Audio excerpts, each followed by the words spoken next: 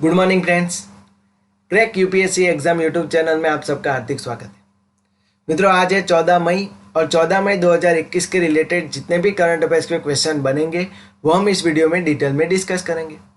मित्रों, हमने ये करंट अफेयर्स के question the Hindu, PAB, Indian express, financial express जैसे इंडिया के लीडिंग न्यूज़पेपर में से ली, ताकि आपकी हर गवर्नमेंट एग्जाम के लिए महत्वपूर्ण हो सके। चाहे आप कोई सी भी एग्जाम दो, यूपीएससी की दे रहे हो, पीसीएस की दे रहे हो, या कोई भी रेलवे, एसएससी, कोई सी भी एग्जाम दे रहे हो, आपकी हर एग्जाम के लिए करंट अफेयर्स के क्वेश्चन बहुत ही ज़्यादा महत्वपूर्ण होंगे। और हाँ मित्रों, अगर आपको ये वीडियो अच्छा लगता है तो मित्रों वीडियो को लाइक करना, शेयर करना और चैनल को सब्सक्राइब करना मत भूलिएगा। और साथ ही में मित्रों बेल आइकन का बटन जरूर दबा देना ताकि हमारे वीडियो की नोटिफिकेशन आपको मिल सके। तो चलिए स्टार्ट करते हैं मित्रों आज के पहले क्वेश्चन से। तो मित्रों आज का पहला क्वेश्चन है, हाल ही में किस देश ने अपनी सेंसस रिपोर्ट में अपने पूरे इतिहास का कम जन्म दर पाया है? तो मित्रों इसका आंसर है ए, चाइना। तो मित्रों हाल ही में चीन में जनगणना हुई है। हाँ, हमारे देश की तरह मित्रों चाइना में भी हर 10 साल के बाद जनगणना होती है। और इस साल मित्रों जनगणना के बाद ये मालूम चला कि चीन के पूरे इतिहास में इस साल जो है वो जो जनगणना है, जन्म दर है, उनमें कमी पाई गई है। मित्रों पिछले वर्ष 12 मिलियन बच्चों ने ही जन्म लिया था और यह मित्रों एक वर्ष में पैदा होने वाले बच्चों की 1961 के बाद सबसे कम संख्या है। ओके, और मित्रों इससे पहले भी मित्रों 1961 से पहले भी 1958 में मित्रों जनगणना में कमी आई थी। वहाँ पे क्यों कमी आई थी मित्रों? वहाँ पे इसलिए कमी आई थी कि ग्रेट जो लीप फॉरवर्ड नीति है उसके कारण क्या हुआ है कि 4-5 वर्ष तक अकाल पड़ा वहाँ पे, और वहाँ की जो कृषि है वो पूरी तरह से बिखर गई थी और इसी की वजह से मित्रों लाखों लोगों की जान चली गई थी। अब 1958 के बाद इस बार यह हुआ कि मित्रों चाइना की जो जनसंख्या है उनमें कमी पाई गई है। ओके, और पिछले वर्ष हम बात करें कि 2020 में चीन की जो जनसंख्या थी वो 1.41 बिलियन दर्ज की गई थी, जो कि 2010 की संख्या में हम बात करें तो 72 मिलियन अधिक थी। और मित्रों इसमें क्या हुआ है कि जो जनगणना थी उसमें 5% की भी वृद्धि हुई थी। अब इस दौरान जनसंख्या में औसत वार्षिक वृद्धि 0.53% हुई है, बहुत ज़्यादा नहीं हुई। ओके, अब चाइना में हुई है तो चाइना के बारे में जान लेते हैं मित्रों। चाइना की कैपिटल क्या है? बीजिंग। चाइना की करेंसी क्या है? रेन मिनबी। और चाइना के प्रेजेंट टाइम पे प्रेसिडेंट कौन है? तो जी जिनपिंग चाइना के प्रेजेंट टाइम पे प्रेसिडेंट है। मित्रों आप मैप में भी दे सकते हैं कि चाइना ये रहा, बराबर। ओके, चलते हैं नेक्स्ट क्वेश्चन की तरफ। हाल ही में भारत और किस देश की नौसेना ने अरब सागर में पासेज एक्सरसाइज का आयोजन किया? तो मित्रों इसका आंसर है बी, इंडोनेशिया। तो मित्रों हाल ही में अरब सागर में भारत और इंडोनेशिया ने साथ मिलकर एक पासेज नाम की युद्ध अभ्यास जो है वो किया है। ओके, एक्सरसाइज किया है। इससे पहले मित्रों ये पासेज एक्सरसाइज भारत ने रसिया, वियतनाम, जापान, ऑस्ट्रेलिया, अमेरिका, इन सभी देशों के साथ भारत ने ऑलरेडी भी ये सब एक्सरसाइज जो है पासेज एक्सरसाइज की है। अब इंडोनेशिया के साथ हुए तो इंडोनेशिया के बारे में जान लेते हैं मित्रों। इंडोनेशिया की कैपिटल क्या है? जकार्ता। इंडोनेशिया की करेंसी क्या है? Indonesian rupiah. और इंडोनेशिया के प्रेजेंट टाइम पे प्रेसिडेंट कौन है? तो जोको विडोडो इंडोनेशिया के प्रेजेंट टाइम पे प्रेसिडेंट है।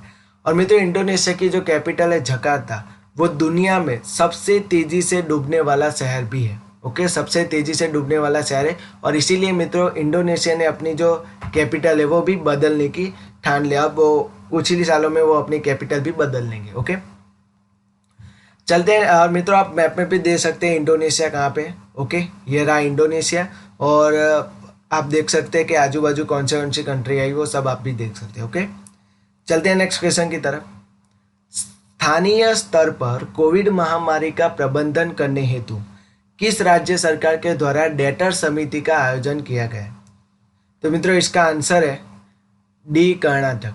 तो मित्रों हाल ही में स्थानीय स्तर पर कोविड महामारी का प्रबंधन करने के लिए कर्नाटक गवर्नमेंट के द्वारा ये एक डेटर नाम की समिति का गठन किया गया। डेटर का फुल फॉर्म क्या है मित्रों? तो decentralized triage and emergency response, ये इसका फुल फॉर्म है। तो मित्रों बेंगलुरु में जो वार्ड स्तर है वहाँ पे ये शुरू किया गया है।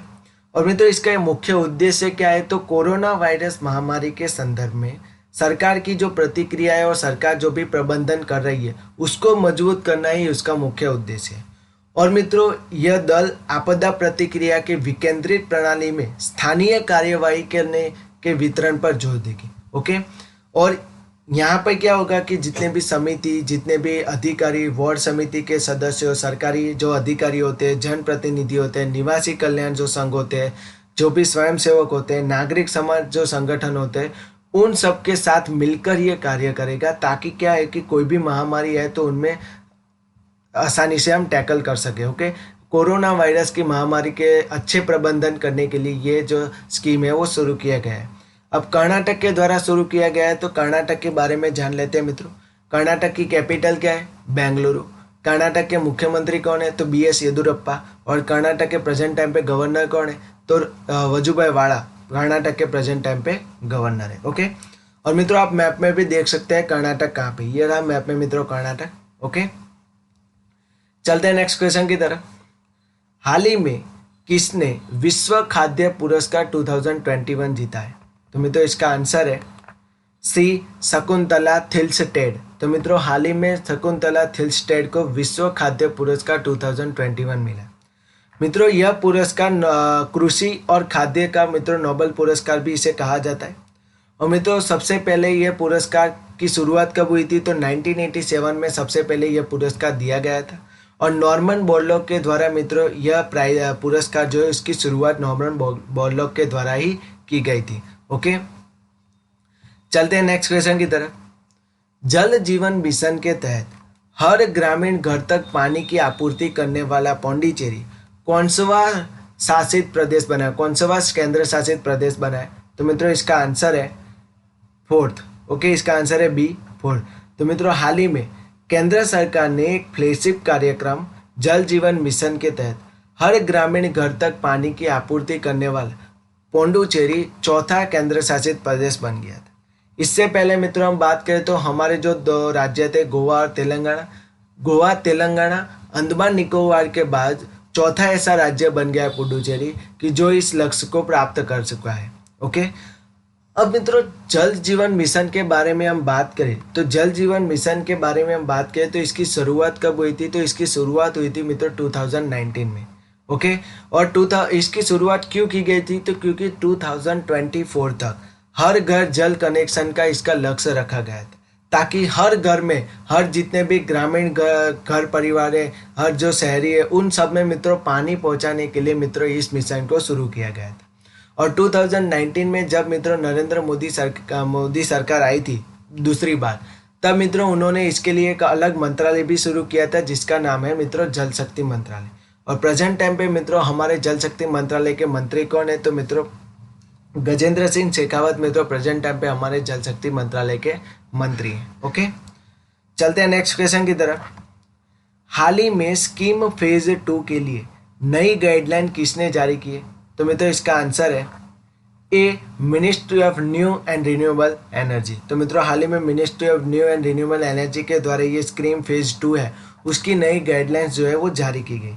और इस गाइडलाइन में बताया गया है कि मित्रों अब इसके तहत 12,000 मेगावाट के सोलर ग्रिड को भी फिट किया जाएगा। और मित्रों मैक्सिमम जो टैरिफ है 2.45 रुपीज़ पर यूनिट हम उसे देंगे। और स्कीम फेज 2 है जो मित्रों 2019 में ही लॉन्च की गई थी। और हम अब आप सबको अभी पता ही होगा कि हमारी कंट्री और बाकी सब जितने भी यूरोपियन कंट्री है, कनाडा, अमेरिका, ये सब जो रसिया, ये सब क्या कर रही है मित्रों अब रिन्यूएबल एनर्जी के लिए सबसे ज़्यादा काम कर रही है। ओके, और मित्रों हमारे देश में भी अभी भी रिन्यूएबल एनर्जी के लिए सबसे ज़्यादा काम हो रहा है। और मित्रों जितने भी जहाँ पे सोलर, आप सबको पता ही होगा कि अब सोलर जो पैनल है वो बहुत ही तेज़ी से बढ़ रहा है। वो सब लोग अपने सोलर पैनल लगा रहे हैं, अपने कारखाने में लगा रहे हैं, अपनी कंपनी में लगा रहे हैं, अपने घरों पर लगा रहे हैं, ताकि क्या है कि एनर्जी रिन्यूएबल एनर्जी पर अच्छी तरह से मिल सके और मित्रों हमें पेट्रोल और डीजल पर बहुत ही ज़्यादा निर्भर न होना पड़े। इसीलिए मित्रों ये सब शुरू किया जा रहा है। और मित्रों अब क्या हम बात करें तो प्रेजेंट टाइम पे हमारे जो minister of new and renewable energy के मंत्री कौन है? तो मित्रों इसके मंत्री है मित्रों RK सिंह। ओके, चलो चलते हैं नेक्स्ट क्वेश्चन की तरफ। हाल ही में संयुक्त राष्ट्र ने भारत की जीडीपी कितने प्रतिशत रहने का अनुमान लगाया? तो मित्रों इसका आंसर है बी 7.5%। तो मित्रों हाल ही में संयुक्त राष्ट्र ने भारत की जीडीपी जो है 7.5% रहने का अनुमान लगाया। मित्रों इससे पहले मित्रों मूडीज है, S&P है, तो इन सब ने भी मित्रों भारत की जो जीडीपी वृद्धि दर थी 2021 में वो 10% से ज़्यादा रखने का अनुमान लगाया, पर मित्रों यूनाइटेड नेशन ने 7.5% लगाया और 2022 में मित्रों उन्होंने 10.1% का अनुमान लगाया है। अब यूनाइटेड नेशन ने लगाया तो यूनाइटेड नेशन के बारे में जान लेते हैं मित्रों। यूनाइटेड नेशन की स्थापना कब हुई? तो 1945 में। यूनाइटेड नेशन का मुख्यालय कहाँ पे? न्यूयॉर्क में। और यूनाइटेड नेशन के प्रेजेंट टाइम पे सेक्रेटरी जनरल कौन है? तो एंटोनियो गुटेरेस यूनाइटेड नेशन के प्रेजेंट टाइम पे सेक्रेटरी जनरल है। ओके, चलते हैं नेक्स्ट क्वेश्चन की तरफ। हाल ही में इरडा के द्वारा कौन सा अवार्ड जीता गया है? तो मित्रों इसका आंसर है डी, ग्रीन ऊर्जा अवार्ड। तो मित्रों हाल ही में ईडा को मित्रों ग्रीन ऊर्जा अवार्ड जो है वो मिला है और उसने मित्रों क्या किया कि जितने भी ग्रीन फाइनेंस है उसमें अच्छा परफॉर्मेंस करने के लिए मित्रों उनको ये अवार्ड दिया गया है। और यह अवार्ड किसके द्वारा दिया गया है? तो इंडियन चैम्बर ऑफ कॉमर्स के द्वारा मित्रों ये अवार्ड दिया गया है। ओके, अब ईडा के बारे में जान लेते हो। ईडा का फुल फॉर्म एग्जाम में पूछा जाता है। तो मित्रों Indian renewable energy development agency है। इसका मुख्यालय कहाँ पे? न्यू दिल्ली में। और प्रेजेंट टाइम पे इसके डायरेक्टर कौन है? तो प्रदीप कुमार दास जो है वो प्रेजेंट टाइम पे ईडा के डायरेक्टर है। ओके, अब मित्रों हम आज के फन फैक्ट के बारे में बयान कर लेते हैं। आज का एक फैक्ट है, बहुत ही अच्छा फैक्ट है, कोरोना वायरस के रिलेटेड ही फैक्ट है। ओके, और आपके एग्जाम के लिए भी ये महत्वपूर्ण है क्योंकि एग्जाम में इसके बारे में पूछा जा सकता है।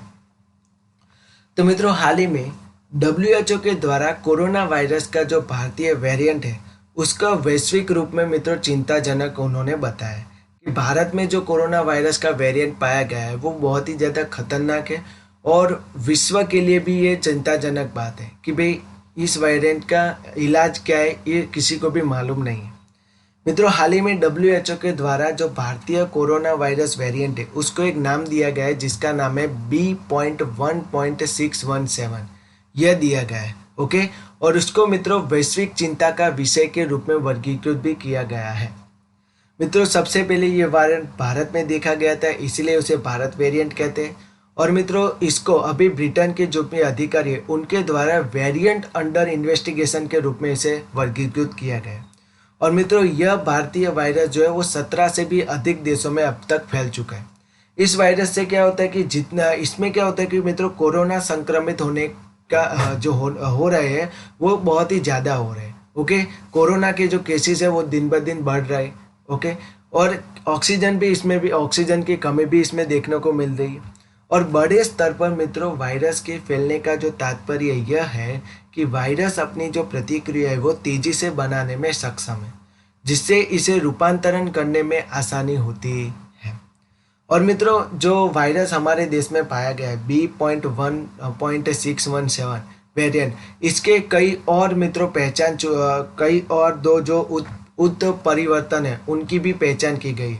वो क्या है मित्रों? एक E484Q और L425R है। ओके, मतलब और मित्रों ये दोनों ही उत्परिवर्तन जो है कोई अन्य कोरोना वायरस वेरिएंट में अलग अलग पाए जाते हैं। ओके, लेकिन भारत में ये दोनों पहली बार एक साथ देखे गए। ओके, इससे पहले मित्रों जो पहला स्टेज आया था, पहला जो वेरिएंट आया था उससे हम क्या कहते थे? वो ब्रिटेन का वेरिएंट था। अब मित्रों ये क्या है मित्रों? भारत का वेरिएंट है। सो गाइज मैं आप सबको बहुत अच्छी तरह से बोल रहा हूँ कि अगर आपको कोई काम ना हो घर से बाहर तो मैं तो घर से बाहर मत निकलिए बिकॉज कोरोना बहुत ही ज़्यादा बाहर फैल चुका है, बराबर। तो आप घर पे ही रहने का, ठीक है। सो गाइज आज के लिए इतना ही। Thank you so much. मित्रों वीडियो को लाइक करना, शेयर करना और सब्सक्राइब करना मत भूलेगा। और हाँ मित्रों, अगर आपको किसी भी क्वेश्चन में डाउट हो तो मित्रों मुझे कमेंट बॉक्स में बता देना, मैं आपके हर कमेंट का आंसर दूंगा। और मित्रों हमने मित्रों एक साइंस एंड टेक्नोलॉजी के वन लाइनर क्वेश्चन के प्रीवियस ईयर के जो क्वेश्चन है उनके हमने एक शुरुआत की है मित्रों प्रश्नों की। सो गाइज आप सबको मददरूप हो सके आपकी एग्ज़ाम के लिए तो मित्रों देख लीजिएगा। Okay, thank you so much.